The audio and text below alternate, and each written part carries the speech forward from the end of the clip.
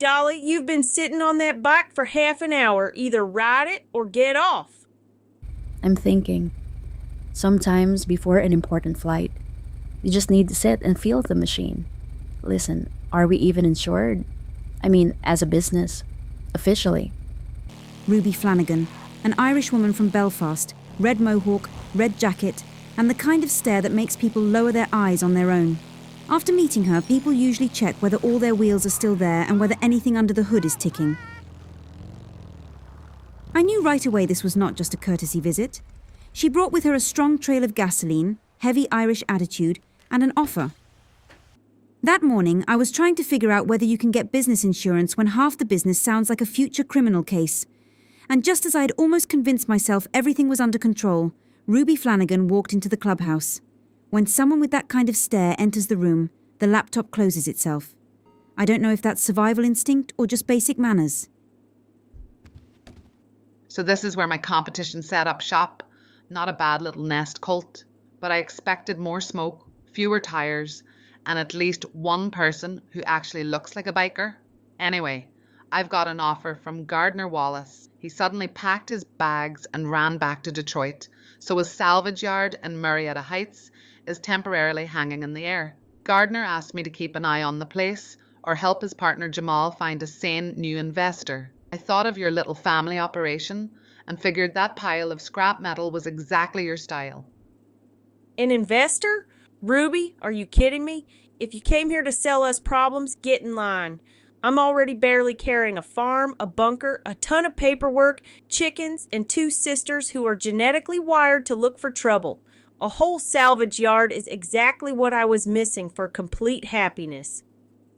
Daisy, darling, what chickens? A salvage yard is a ready-made automotive branch of our empire. It's the perfect cover, legal parts traffic, and a major step forward for the La Familia Colt brand. I support this. There's a building right across from the clubhouse that has looked for ages, like it's waiting for us to turn it into something promising.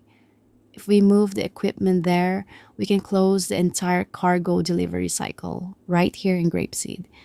It's logistically beautiful, Daisy. Don't even start. I see you've got your own atmospheric madhouse here. I don't care what you set up over there. An automotive branch or a brand new reason for a federal raid. But Jamal is waiting, so make up your minds. While Daisy was downstairs grumbling about a waiting line of problems, Ruby Flanagan decided to get to know me personally.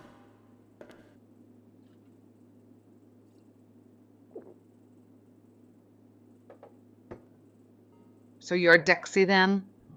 The one giving pretty speeches about a woman's movement, tradition, and an empire? I saw your viral performance on Weasel News. Bold.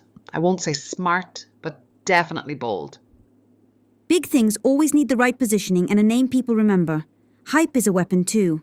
If the whole city is talking about La Familia Colt now, that means we've already made them play by our rules. Remember this, sweetheart. A quick lesson for the future. In Blaine County, a real empire doesn't start with a dramatic speech. It starts with knowing exactly where to hide a car. Fast, clean, and somewhere neither the cops nor the former owners can find it. Buongiorno, my amici. Today, La Familia Colt officially opens its automotive division, and this is not just a salvage yard. This is where old cars get a second life.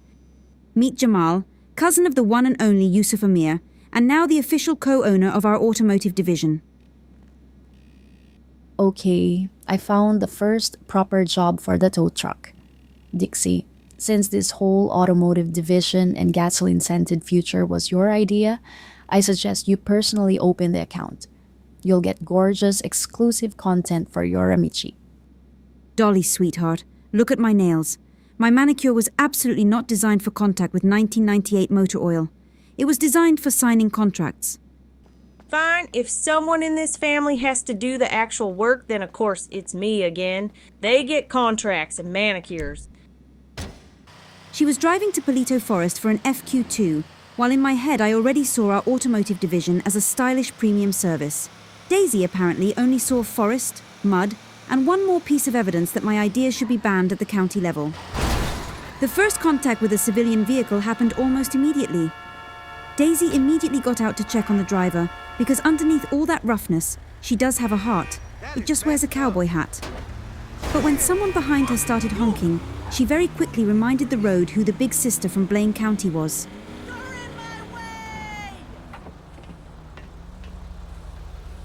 Daisy got back behind the wheel and kept going, because even a crash is no reason to stop business. Honestly, if I were her, I would have called a cab by now, but Daisy is Daisy. If you're just scrolling, put the phone away. Daisy is already hauling the first car over here, and judging by her radio chatter, that we'd better greet her with tools ready, not social media likes. I like how you've organized everything here, every bolt in its place. So listen, we need to know what we have, what sells, what's just sitting around and will never sell, and what absolutely should not be touched without protective gloves. While I was calculating the media strategy for our new division, Daisy found the car, hooked it up, and headed back as calmly as people bringing groceries home from the store. Big business always starts with small and very rusty steps.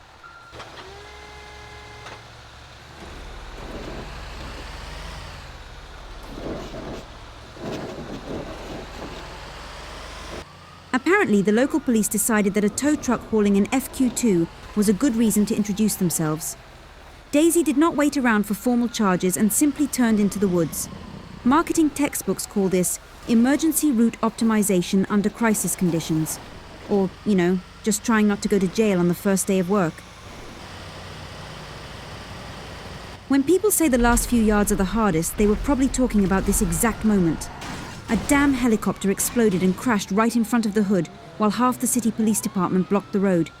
Daisy was just sitting there in the tow truck, and I'm sure that in her head she wasn't just feeding our phones to the pigs, she was feeding them my entire business plan. And still, Daisy kept going, because the oldest Colt sister may complain about life, but she will not ruin a delivery over some random helicopter. The first trophy of our automotive division arrived at the yard alive, mostly intact, and with the kind of drama I would call marketing value.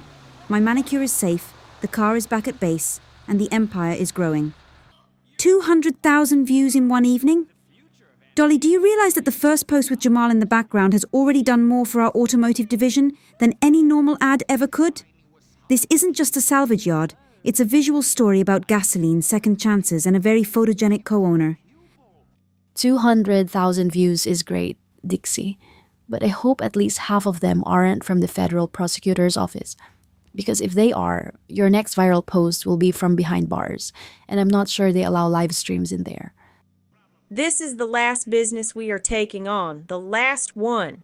We already have a farm, a clubhouse, a bunker, a print shop, a salvage yard, and so many problems we could list them on the balance sheet as a separate asset. The next person who says the word opportunity is getting hauled away on the tow truck instead of a car. Of course, Daisy was right. No new businesses, absolutely none, except maybe an arcade.